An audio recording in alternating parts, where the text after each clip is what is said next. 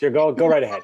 So I have a genetic disorder called ectodermal dysplasia. I've had genetic testing, and I was pregnant with my son. They said he had a 50% chance of getting that, but then he did not. He had genetic testing done. They said he did not have that, but then, around that 3 to 6 months is when he first went to the eye doctors when they discovered he had nystagmus. My question is, though, it's not in the family except for my dad. And so I don't know if he actually got it genetically through my dad, his grandfather, or if it's just a random thing because nobody else in the family that we know of has it.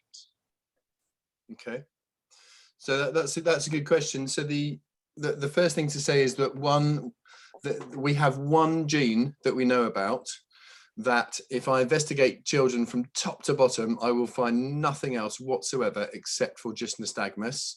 And that's called the FRMD7 gene. So that's a gene that we know just causes nystagmus and nothing else. That gene happens to be on the X chromosome. And what that means is that it tends to affect boys and not girls. So that's what I was sort of vaguely alluding to earlier. So that's an X-linked inheritance pattern, and that's one of the more common ones. So in your family context, if I drew your pedigree, your family tree, if you like, and we discovered what you've just said, I think we'd start to think, well, there's a reasonable chance this is something on the X chromosome. There's always the chance. It's all about probabilities, right?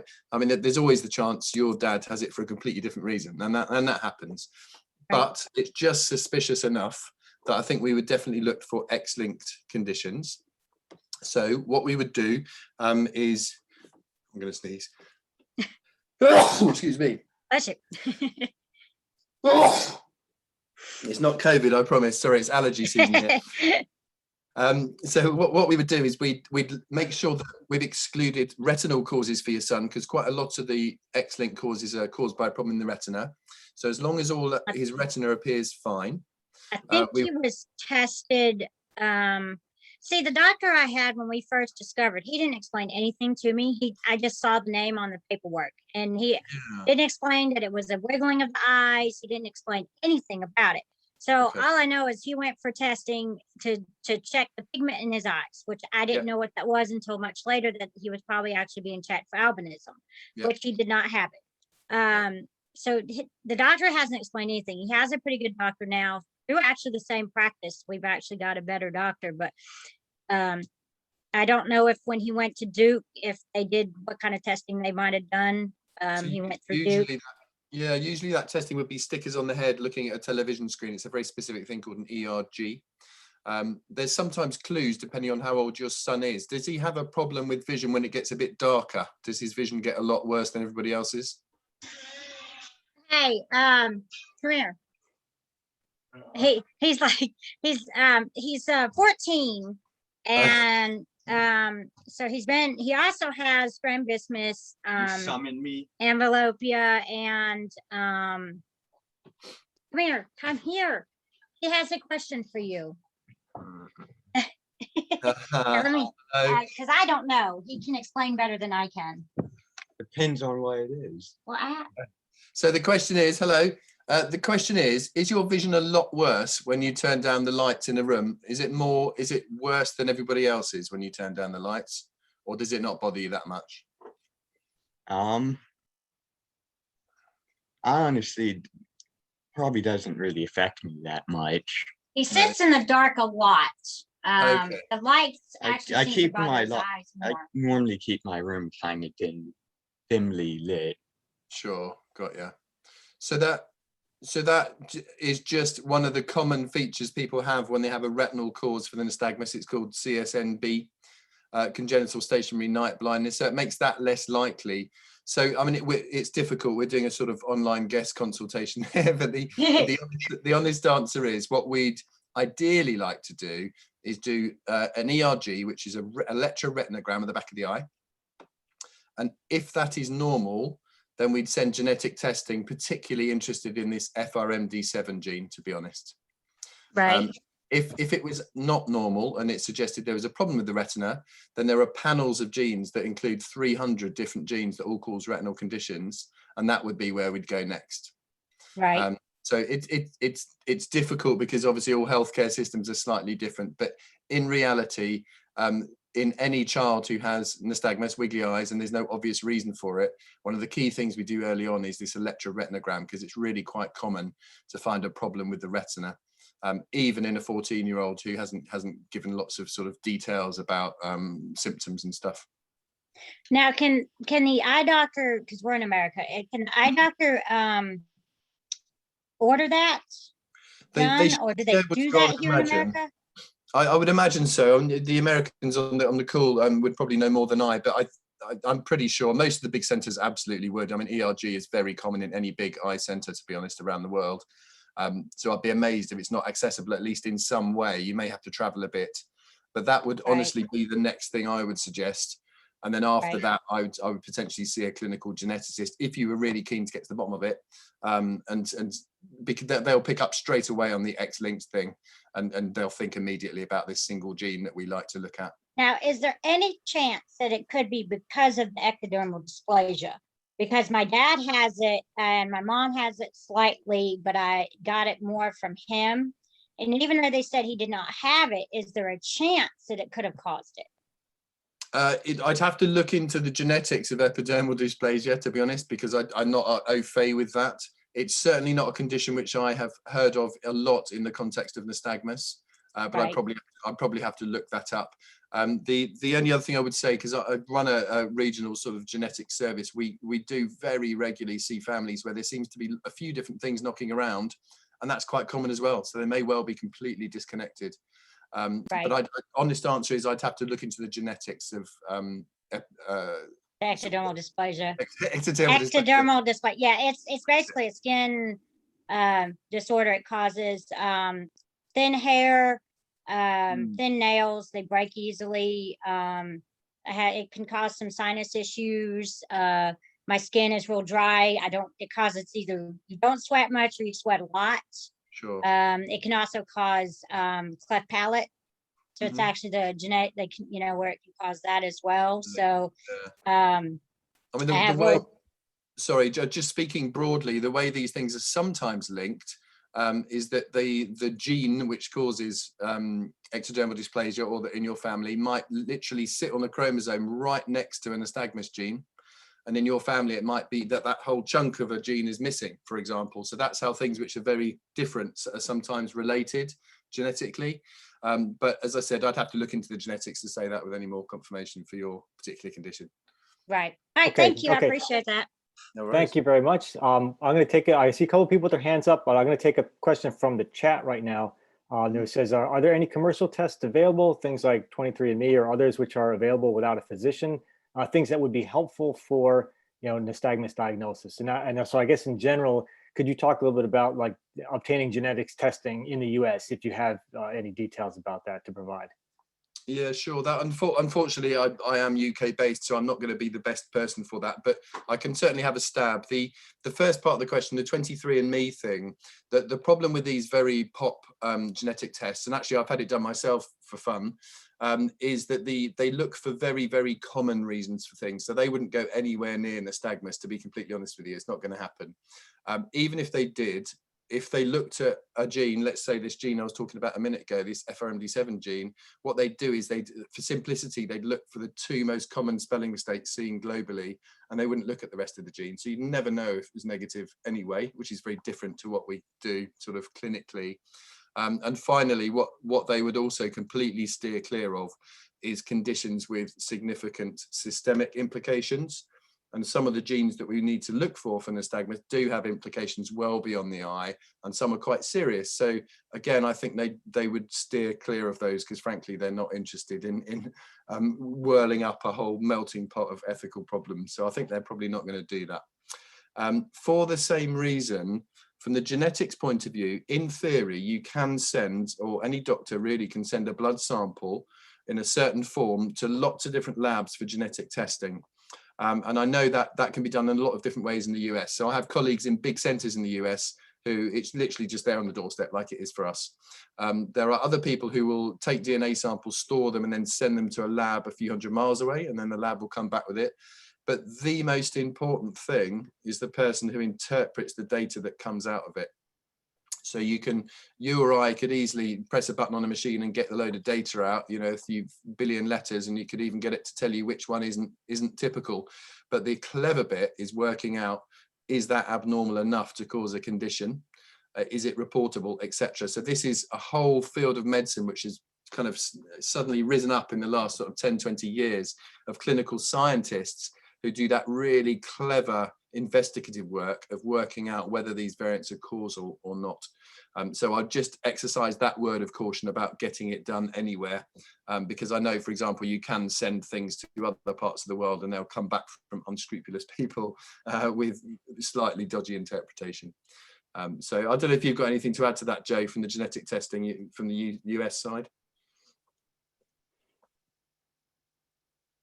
No, I don't think we have anything else to add. I'm not sure. Let's see. I was going to call on Jane Tucker. She had her hand up, but it's down now. Jane, do you have no more question?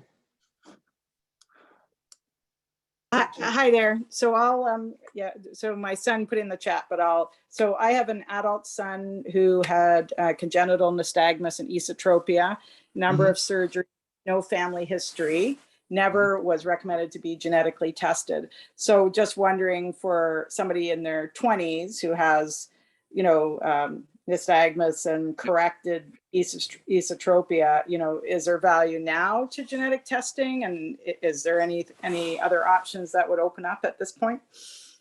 Yeah, that's a really good question. So again, this depends on details a little bit. So the difficulty here is that you can be born with a very large esotropia. This means the eye's turning in, and that's called infantile esotropia syndrome. So children is really in the first week or so, it's obvious that their eyes turn in significantly in a really big way. Right. That would be, yeah. Is that right? Does that sound about right? Yeah. Yeah. Okay. So in that scenario, the type of nystagmus which is most common is a thing called manifest latent nystagmus, which is actually secondary to the squint. It's not a primary nystagmus, if you see what I mean. So in fact, the genetics would be completely different. You'd essentially be looking for genetics for the squint, and as yet that is unknown. So what you need here is a doctor to have looked at your son and said this child definitely has what we would call infantile esotropia syndrome, and most importantly, investigated the nystagmus. And there's a few clinical tests you can do to say this is very likely just secondary to his esotropia, or actually no, there's features which tell me this is a separate entity and is more likely to be genetic. So what I mean by that, at risk of going on too long, is that there's lots of different forms of nystagmus. Wobbly eyes are not all the same, but the type of nystagmus which goes with very early onset squints typically gets a lot worse when you cover one eye. So you cover one eye and the eye will beat frantically towards the open eye. And then you cover the other eye and it will beat frantically towards that eye. And then you take it away and it calms a bit. It may not go away, but it calms a bit. And that would be a very typical feature, suggesting the nystagmus is just secondary to the early squint and therefore probably doesn't have a genetic cause. Oh, that's interesting. So, yeah, so he had, that's quite a long-winded answer, wasn't it? Yeah. Well, Apologies. so he had, okay. And so would this make, so he had 3 surgeries, probably had 8 muscles moved to actually achieve a pretty good alignment. He doesn't have 3D, but he's looks pretty aligned. And then, so, and it makes sense that would dampen the nystagmus, right? Similar to the other procedure where they move the muscle. To some degree, Okay. Yeah. So it'd be interesting to do that test because again, it's dodgy doctoring over Zoom. But if you, out of interest, if you covered your son's one eye and watched the nystagmus normally has a quick bit and a slow bit, right? Yeah. I would expect the quick bit to be towards the open eye, so you could do a little experiment. And if that's the case, then it's reasonably likely it is due to the squint and therefore doesn't have a genetic cause. Right. It does do that. It does do that. Yeah. So I suspect that's the summary your doctor's got to. He said this is what we now call fusion maldevelopment nystagmus syndrome. It's secondary to the esotropia. The esotropia genetics we don't know. We have no data or information about that. Therefore, it's not worth doing genetic testing, I think, is probably what's happened. Okay, and then I have one more question, and sorry to keep you long. So this is just this is, I don't know if this is relevant or not, but I did have very bad influenza at about 16 weeks pregnancy with him, with ophthalmic muscle pain and all this sort of stuff. Is there any evidence to suggest you could disrupt eye muscle development with something like that? No. Good question. And that's actually a really, really common question. And the answer is no. There is no evidence for that whatsoever. And actually what we'd expect is the timings are not quite right. If it had been something to interrupt the supranuclear eye movements, which is the kind of system which controls and prevents against squints and nystagmus. So no, I think that's extremely unlikely. Okay, great. Thank you so much. No worries. Thank you. Okay, I'm going to try to call on people in the order which I see the questions here. So I think the next person I saw with their hand up is Antonio Lopez. Sure. First thing I want to say is you do a really good job on simplifying genetics. That was a good talk. And I want to expand a little bit on the probabilities that you're talking about, especially for those of us who are concerned with having children. When you say there's a 1 in 4 chance, this is over a community, right? If you have 3 kids that don't have the disease genetically, that doesn't mean your 4th one is guaranteed to have it. Is that correct? Absolutely right. So the 1 in 4 is not for everyone with nystagmus. That's the first thing to say. But should it be that your risk is 1 in 4? Absolutely. It's a bit like buying a lottery ticket. If you buy a million, you're not guaranteed to win the 1 in a million ticket. Every time you have a child, that 1 in 4 starts again. It just means on average, if you had 4 kids, most people would end up with one child who has that condition. And on the opposite side of that, you can still have all 4 of those children have the condition. Yeah, 100%. So I have got exactly that scenario. I've got one particular family who are Nepalese, and they have 4 children, and all 4 have that 1 in 4, which when you start doing the math ends up being really unlikely, and you start to wonder whether it's true. But actually, if you have enough families, if you go out even further, it makes sense that would happen occasionally. So yeah, absolutely. Okay, thank you. No worries. Okay, thank you. And Antonio, if you could just lower your hand. Let me take a question from the chat here. Okay, let's see here. This is from Lindsay's iPhone. It says, can you tell me if there are any retinal conditions that would go along with albinism and nystagmus? My son is 15 and a half and has seen an endocrinologist for 2 years due to his growth and bone age being much younger than his chronological age. He had a test in May in the hospital and his pituitary gland proved to be okay. So I'm wondering if there is any type of syndrome or eye condition that I'm not aware of that will go hand in hand with this condition. Yeah, that's a good question. So there's lots and lots of retinal conditions which cause nystagmus. So that's what I was saying earlier, that one of the earliest things we do when we see kids whose eyes move with nystagmus is actually check out their retina, because there's so many causes. Some are X-linked, some are dominant, some are recessive. There are just too many to list, to be honest. Once kids get older, generally those conditions would start to cause some symptoms. They don't always when kids are very young, but usually the symptoms would start to come out. The only other thing that's just pricking my ears up when we talk about growth and pituitary and nystagmus is that another reasonably common cause is a thing called optic nerve hypoplasia. So that's where the nerves at the back of the eye don't fully develop, and that can be quite hard to see. But importantly, they're very strongly associated with a smallish pituitary gland, which then doesn't produce enough growth hormone. So for example, when I see children with this optic nerve hyperplasia, they almost always have nystagmus, but importantly, they all get hormone testing because the lack of growth hormone is quite common there, and also other hormones. So that's the only thing that would prick my ears up. I'm not sure if that fits the story particularly. And it sounds like they've had an MRI, so it makes it less likely. But I think, does that answer the questions? We've had pretty much everything but the ERG and genetic testing. Okay. So the pituitary gland test, he was in the hospital for about 4 hours, and they ran through some different chemicals in his system. And according to the doctor, she just called me with the results. Everything looked good with his pituitary gland and that it was making enough. But he has seen 2 ophthalmologists that have always just not consistently said something looked odd with his retina. And so I ask, are you questioning, does he have albinism? And they're like, no, I'm questioning if he has something with his retina on top of it. but it's never been pursued further or the ERG officially scheduled to that point. So how old is your son now? He's 15 and a half, and he is Oh. very curious. We live in Yeah. Kentucky. We see the ophthalmologist that basically decides if you can drive regularly or if you are a bioptic driver. And he has high hopes for Landon, and things look good, but it's just every now and then they seem to question something else with his retina. And I don't know if I should pursue, well, we would like to go ahead and do an ERG, or we would like to do the genetic testing. But his growth and stature, I can tell you, bother him more than his nystagmus and albinism. That for him as a young man, that has been a hard thing. And his chronological or his bone age is starting to catch up. But when we first started 2 years ago, it was almost 3 years off. So he was substantially smaller, like in the 6th percentile and less compared to peers. Okay, so I think there's a few things coming to mind. I'll do it in reverse order.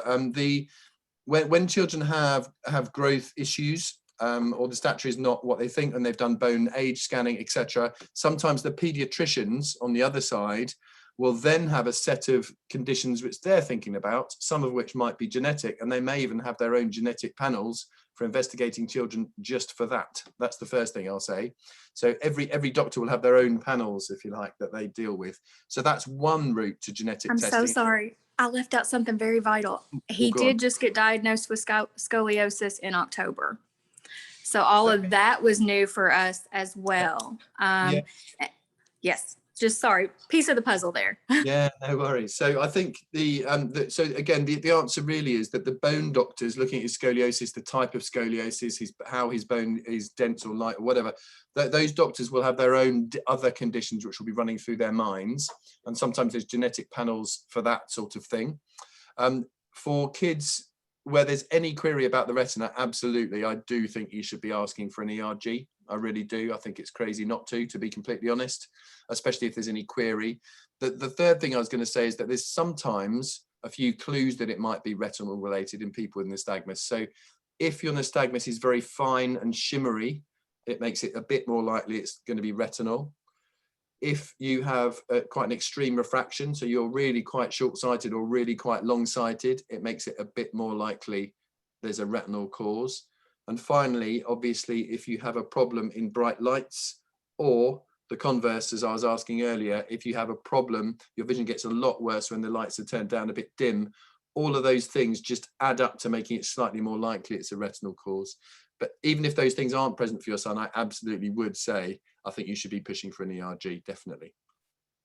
Thank you so much. No worries. Thank you. Okay, I'm going to call on Elliot. He's had his hand up, waiting patiently for a while. Elliot? Hi. I wanted to ask you, I understand the value and appreciate the value of genetic testing in children. Grown adults lived 80–90% of their life already. Any value in genetic testing in those cases? Yeah, that's a good question. I think, I suppose the main thing I would say is from the patients who've approached me at that sort of stage of life, and usually it's related to family in reality. Usually people say, look, I'm healthy, I'm 70, I'm 80, I'm happy, but I want to know now what my nystagmus is caused by because I've got children, I've got grandchildren, etc., etc. Sometimes it's because they've got a grandchild who's born with nystagmus and suddenly it becomes apparent that it's genetic and people hadn't really thought about it before.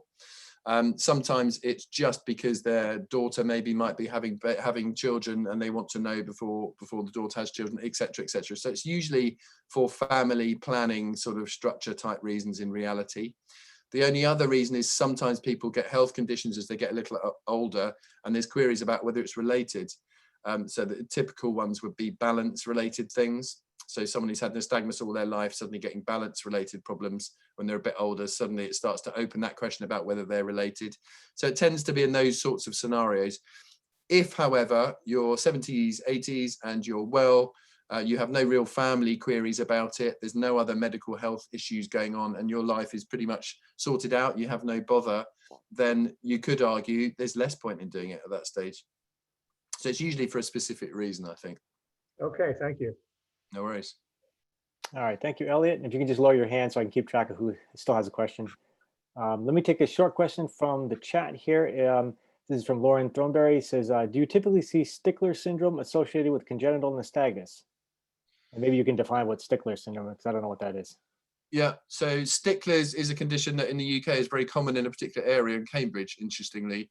So it means usually it's a connective tissue problem. So it's a problem with stretchiness, if you like, of connective tissue. And the eyes are often big, so you're short-sighted. You have a problem with the jelly part of the eye, and retinal detachments are more common. So the retina can peel away more commonly. And there's a few other bits and bobs as well, but that's the crux of the condition. In terms of relating it to nystagmus, no, it's not a common association, unless the sticklers has caused significant problems with vision from a very young age, in which case nystagmus can happen. Otherwise, no, it's not a strong association. All right, thank you. Let me go to Wes, who's got his hand up. Go ahead, Wes. Oh, hi, Doc. So we have a 4-year-old son with nystagmus, and there's a conflict because we saw this doctor. He was 74 years old. He was at UCSF, and he's been seeing nystagmus people for 40 plus years. And he said it was congenital nystagmus, maybe albinism, but later ruled out, and then said not retinal dystrophy. And then he retired during the pandemic.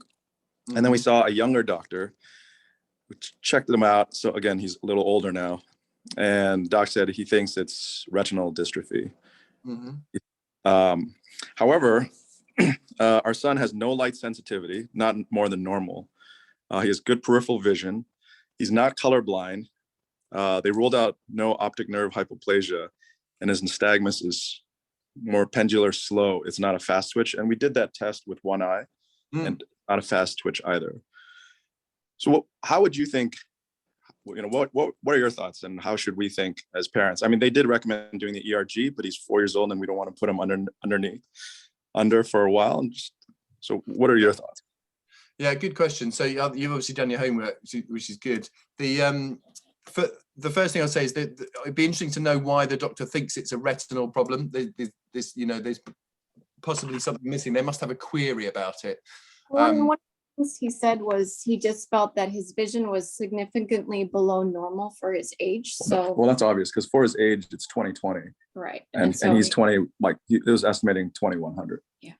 Yeah. Okay. So so I guess his doctor's thinking his vision's lower than it should be a bit lower anyway in nystagmus, but he's thinking it's lower than that. The nystagmus alone doesn't explain it, I guess, is what he's thinking, isn't it?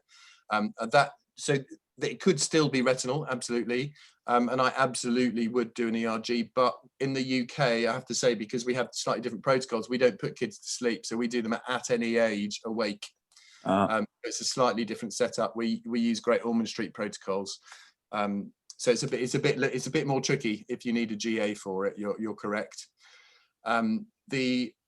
The fact that he hasn't got those markers of retinal dystrophy doesn't mean he hasn't got it. They're just things that make it slightly more likely. That's one thing I would say. And the pendular nature, to be honest, the pendular thing can go with almost any cause. Pendular versus jerk doesn't actually help us a huge amount in terms of looking for cause. Interestingly, you'd think it would, but it doesn't really. If he's otherwise well, the next question, I suppose, if he can only have the ERG under general anaesthetic, and we're not keen on doing that, what would be the benefit of getting the retinal diagnosis now? And the answer is probably doesn't outweigh the general anaesthetic risk, if I'm honest, because there are so few conditions that we'd be able to intervene in that you'd want to pick up. Do you see what I mean? So Do the ERG or not do the ERG?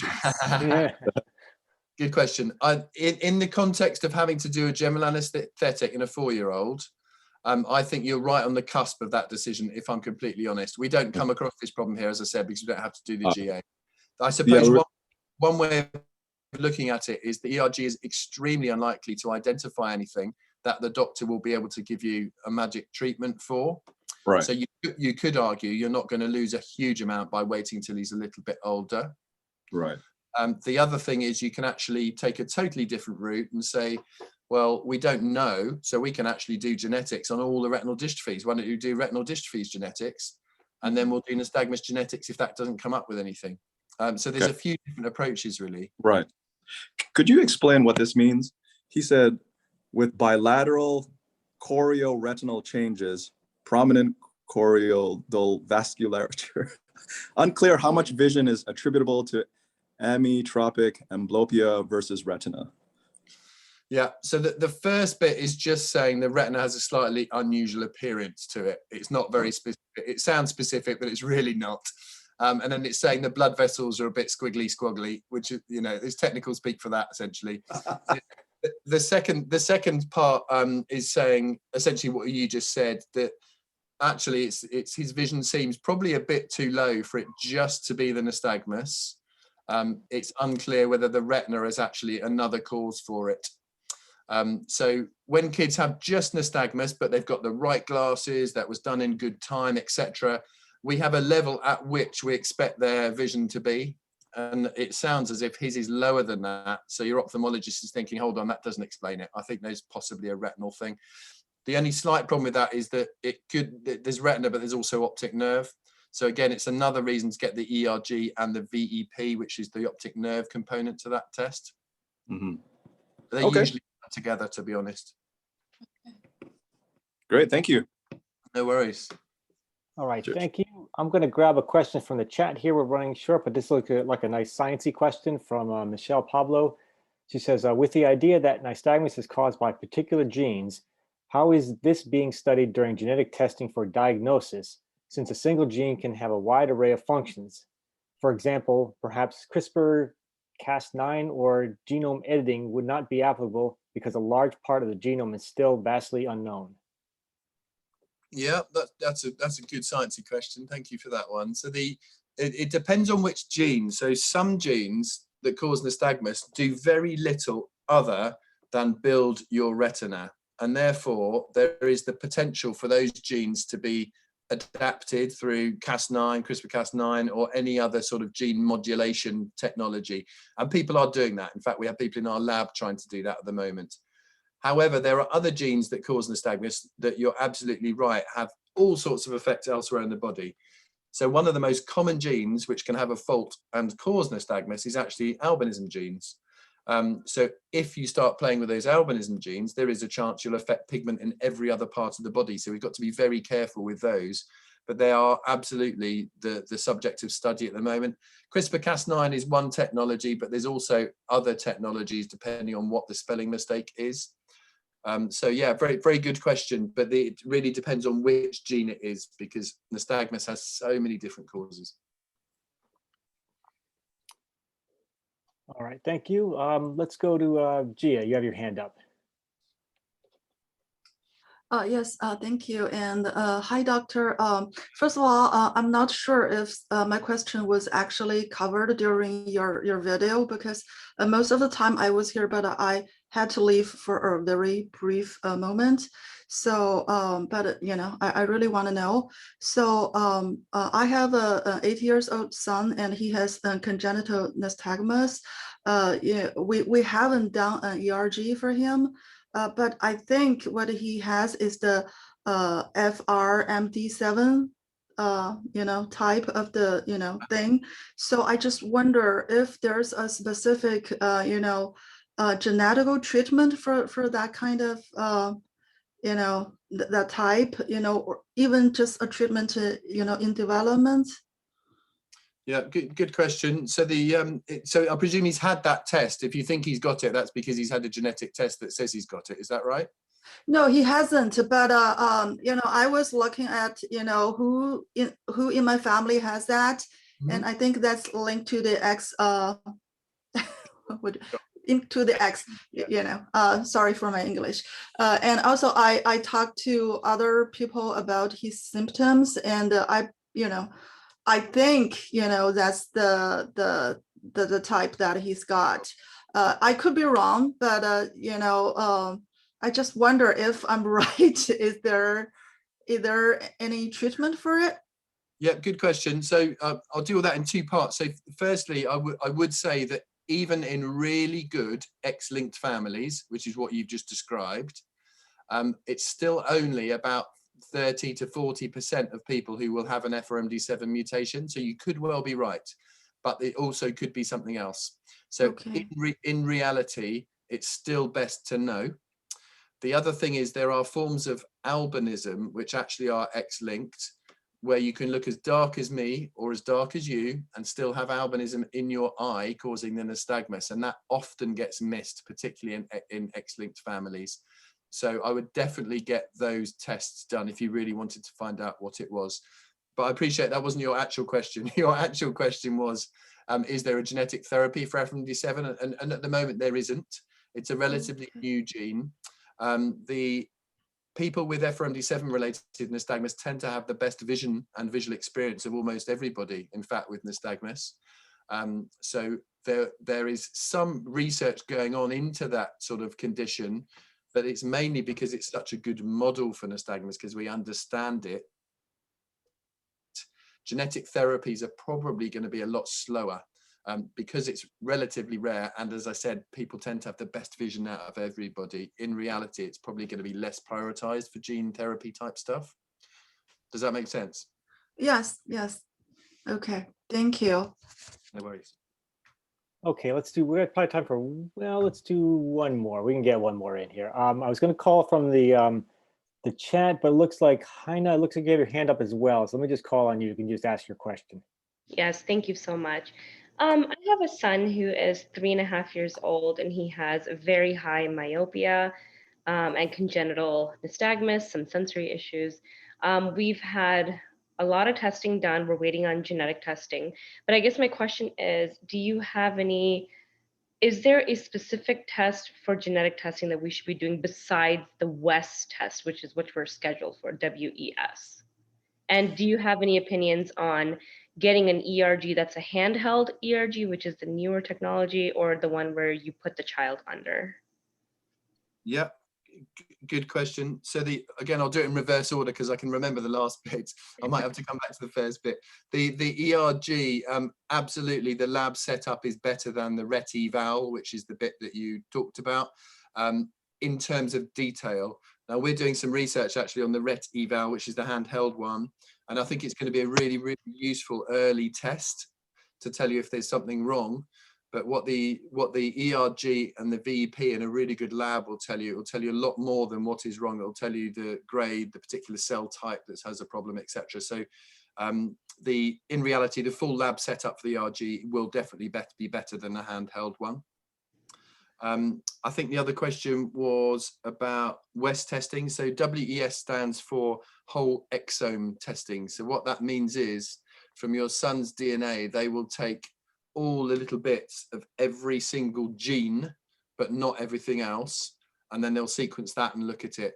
The real nitty gritty here is what bits of that they'll look at, because that is still billions and billions of bits of information. They'll still have to apply some filters.